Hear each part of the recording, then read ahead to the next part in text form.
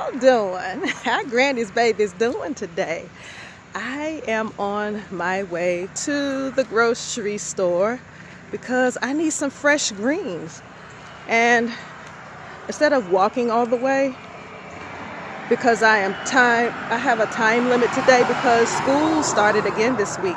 So this is where I have to go.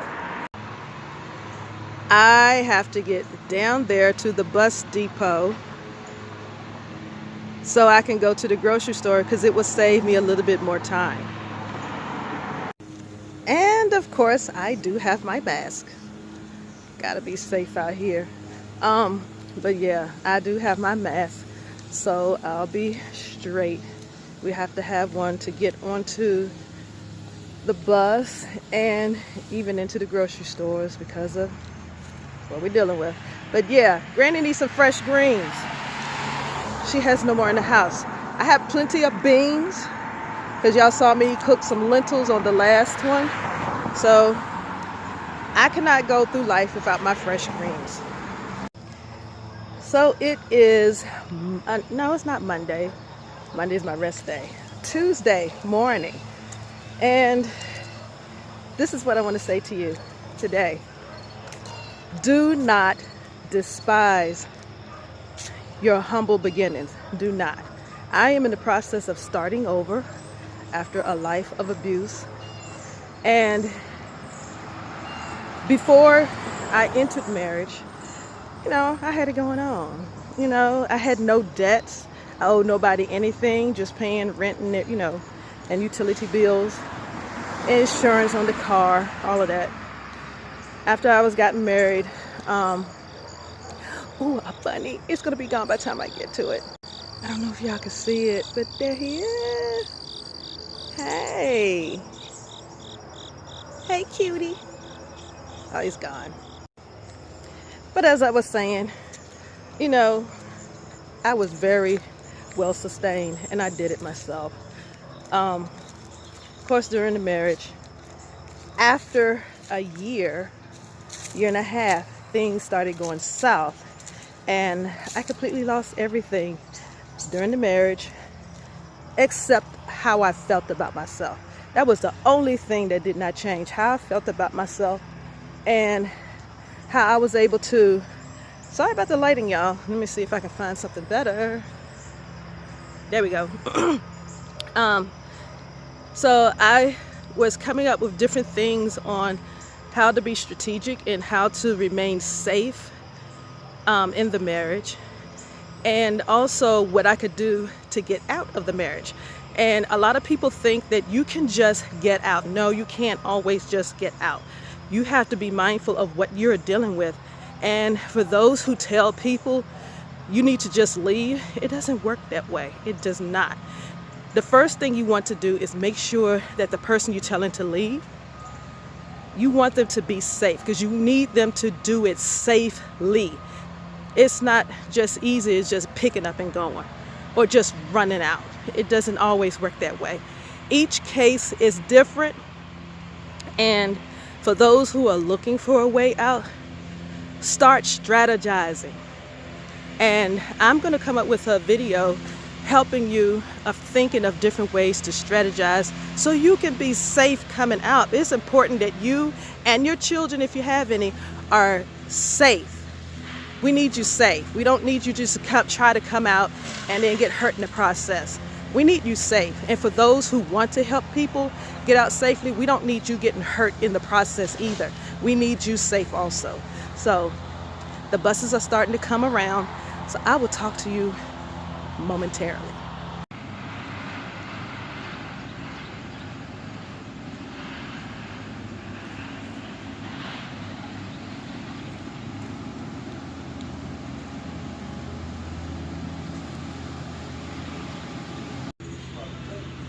Just came straight up next to me.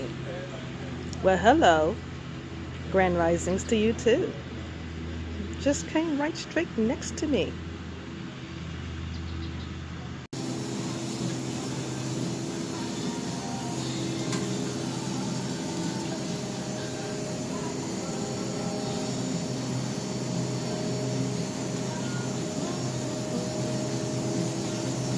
This is my favorite section in the store. I love my veggies and my fruit.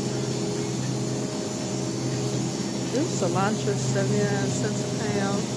Gloria, now 2151. Gloria, 2151. Oh my goodness, 2 for $1. I've got to.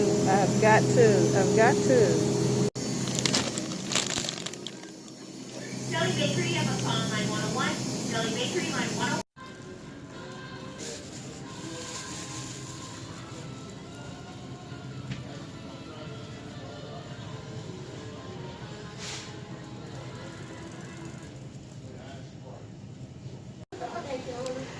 I just ordered a ride from Uber because this is too much to go on the bus. So we'll see what we got when we get home. Back home, and I'm about to show you everything I got, and I didn't spend that much. So a lot of people are asking me about different things on what to do, how to save money when they're trying to eat healthy. I'm going to show you what actually costs me the most on my bill. I do it that way. That's the best way I can show you.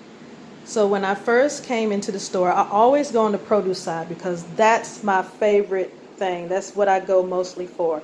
So this is everything I got. This is, I've never seen a radish like this before. This is called a daikon.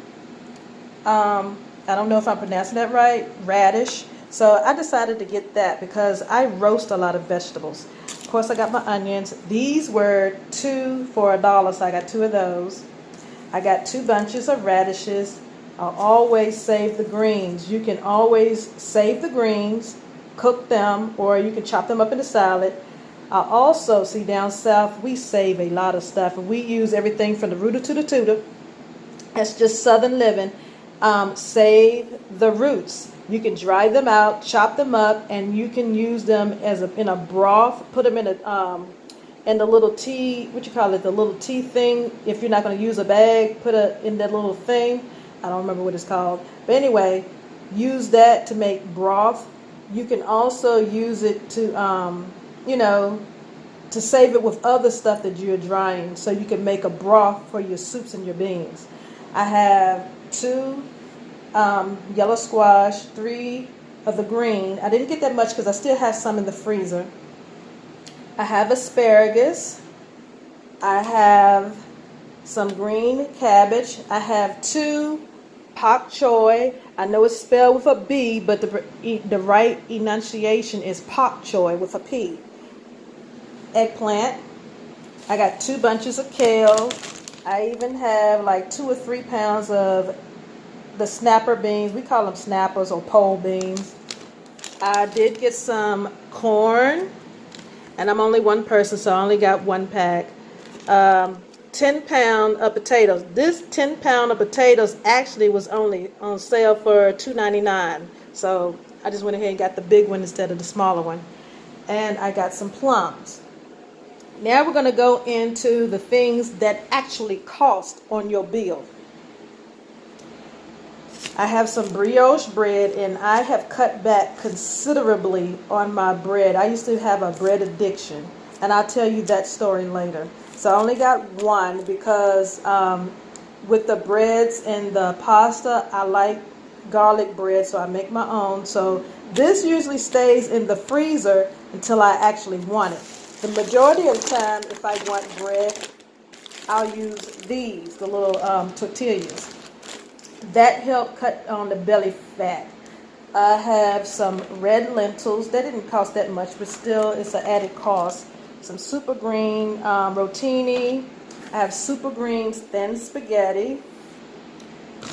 I have some tortillas. I love the plain potato chips by Utz, UTZ, but I always get the no salted. They were out, so I got 2 bags of these.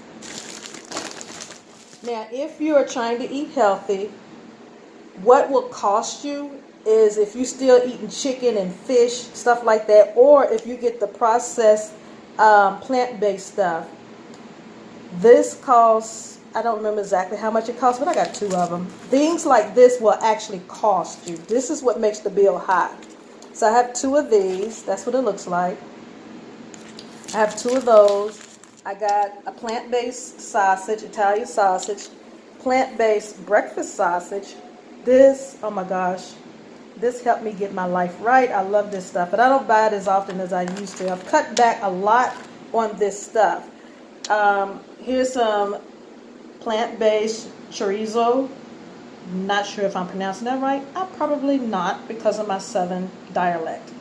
So I got some of these. These were delicious when I tried them for the first time the last time. And this is chicken, meatless chicken. I have vegan mayo. I love the one by Veganese, but they cost about $8 for a jar. This one is my second choice, and it's usually like $5 or $6, but they were actually running a sale, so I only spent $2.99 for this one. I could have gotten two, but since it's only me, I only did one. I have this bacon. If you don't watch it, this right here is addicting. I do a lot of BLTs. Well, I did when I first started buying them. These were addicting. But since I don't buy that much bread, I don't really do them that much. So when I do want a BLT, I'll do this and one of the flatbreads. I call it flatbread, but it's tortillas. I have two of the sauce. If I get any spaghetti sauce at all, it has to be this brand. This is as close to homemade as you will get, the closest to it. I was taught by some Italians how to create my own, and being that my time is limited, I buy that brand. And then of course I got my favorite apple juice. This is the only kind I buy. It's not that sweet. That's the reason why I buy it. I don't really like a lot of sweets. And I got a small bottle of olive oil. It's just me. I don't use that much of it either. And sweet relish. That's, you know, in case I decide to make a salad, like the chicken salad, using the meatless chicken, or using the chickpeas to make tuna salad.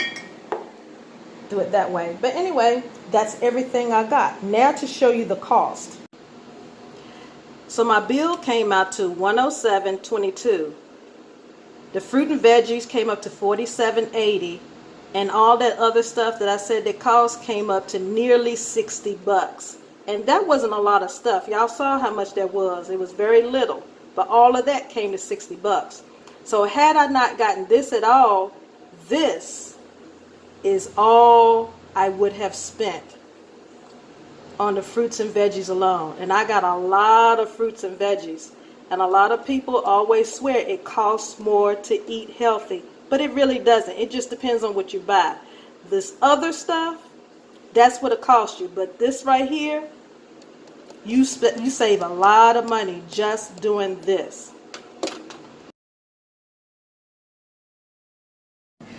Oh my goodness, my alarm just went off. I have a meeting in about 20 minutes. I have to set up and everything for it. I am not ready.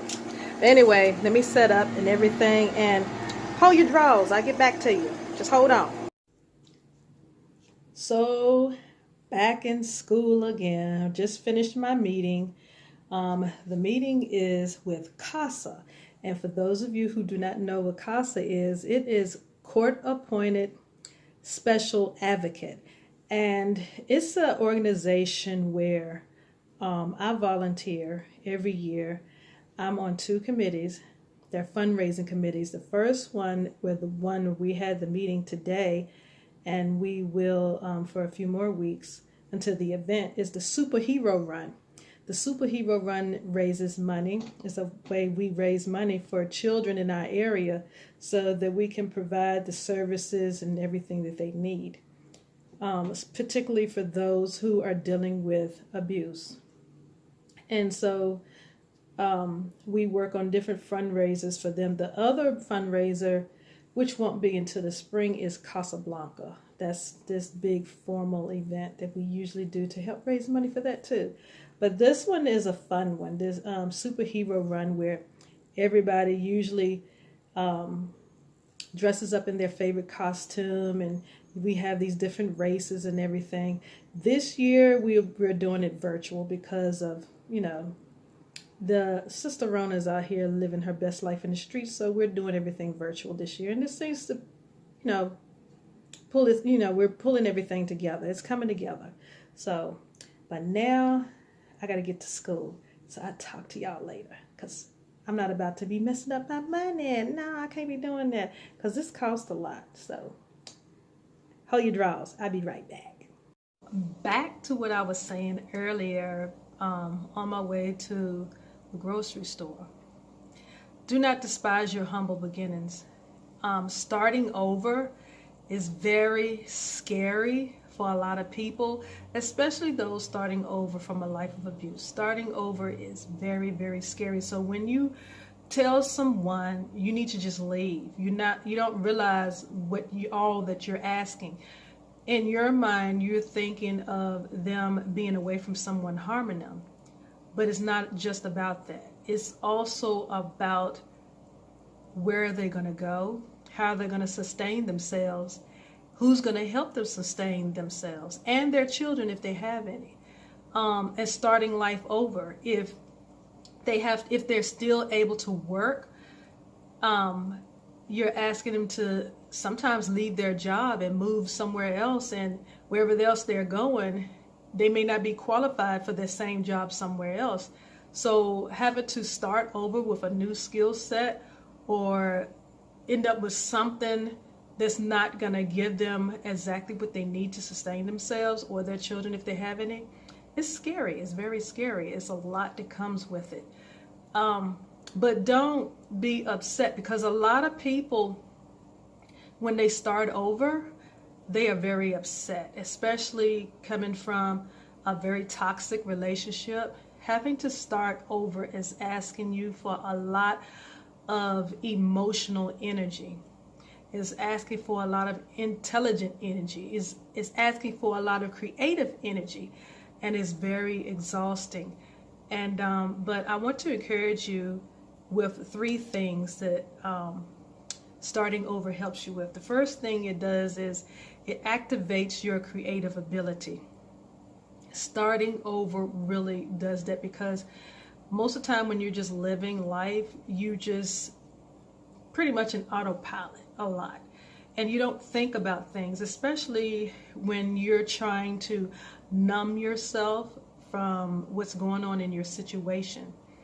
You find different things to numb yourself. You get creative at doing that, and you focus on that more, and just being able to live day to day and keep your family, your children safe as much as possible. So you really don't think about anything else outside the relationship, or outside, of when I get to the other side, away from the relationship. You pretty much just stay numb. And but starting over, even before you leave out,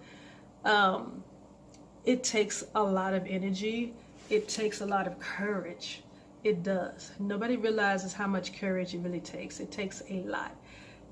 But starting over really does activate your creative ability. You begin to think of all different kind of things that you could possibly do to get yourself and your children safe. You think about different ways of leaving when they're not around. You think of what you're going to say, who you're going to say. Trust me, you come up, your mind just goes. It just really goes there. And so you also think of, sometimes when you think about what's on the other side of the door that I always talk about as you enter into your next phase of life, and I pretty much talk about on the other side of the toxic relationship when you're out of it, your creative ability, you begin to feel more free and exploring it, because it actually helps save your life. So that's one of the things that starting over does. The second thing it does is, most people, as they are going to their next phase of life, they plan everything. And so your ability to plan is stretched, because your creative ability helps you plan, actually. Just plan and just say, okay, I'm gonna get out. When they go to work, sometimes it works, sometimes it doesn't work. But like I said, your creative ability helps you to plan and you learn how to be very strategic, because you have to be, because you want to be safe. You have to be. And those who are supporting those who are coming out or want to support someone you know of in a relationship, I want you to think about these things, because it's not as easy as you think it is. It's really not. And it looks easy when you're on the outside of that relationship, but my mom used to always say there's a story behind every closed door. You never know what they're actually dealing with. You may know that this person may be harming them, but you may not know the extent of everything that is going on. So if this person or these people are a little hesitant of what you're offering them as a means of helping them to get out, don't try to force it, because that makes them even more scared.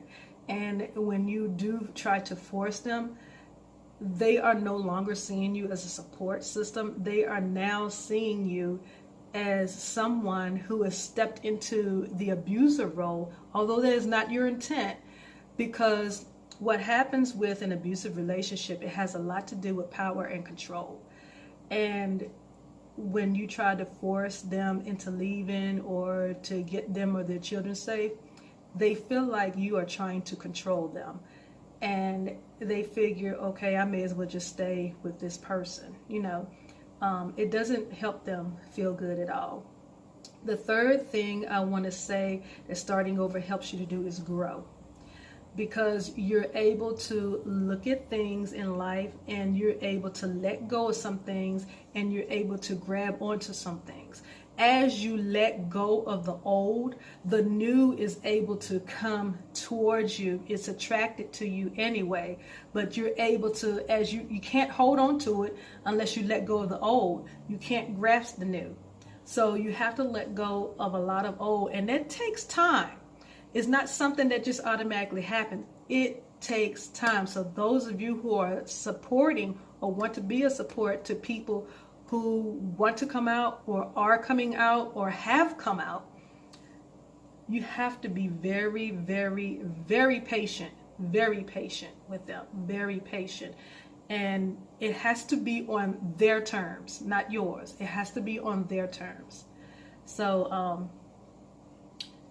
yeah, like I said, growing, you let some things go, grab onto new things. And as you set intentions, before you know it, you're exactly where you want to be.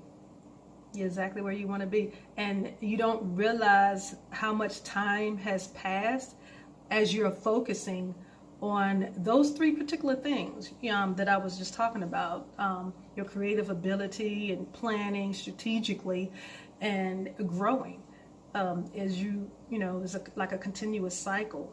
If you can just do and focus on that much as you're deciding when is the best time for you and your children, if you have any, to leave safely, that in itself will help a lot. Those three things.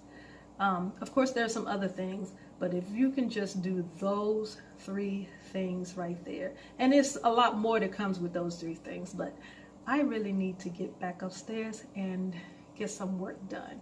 I have a lot of schoolwork to do, and it's no joke. I swear, it's very tiresome, but I love it. I love it. I love learning. I love learning. I love growing. I just love education, period. I do. I love it. I always have, ever since I was a little girl. It's something that I've always wanted to have a doctorate degree ever since I was a little girl. And I'm finally able at a point where I can get that done. So I'm so happy. But yeah, but I'm going to say it's evening time. So I'm going to say good evening, good night, wherever you are in the world. So it's time for me to go back upstairs and get some work done so I can stay on my task. So love you guys. Stay safe. And remember, healing is a continuous process, not a one-shot deal. Love you guys.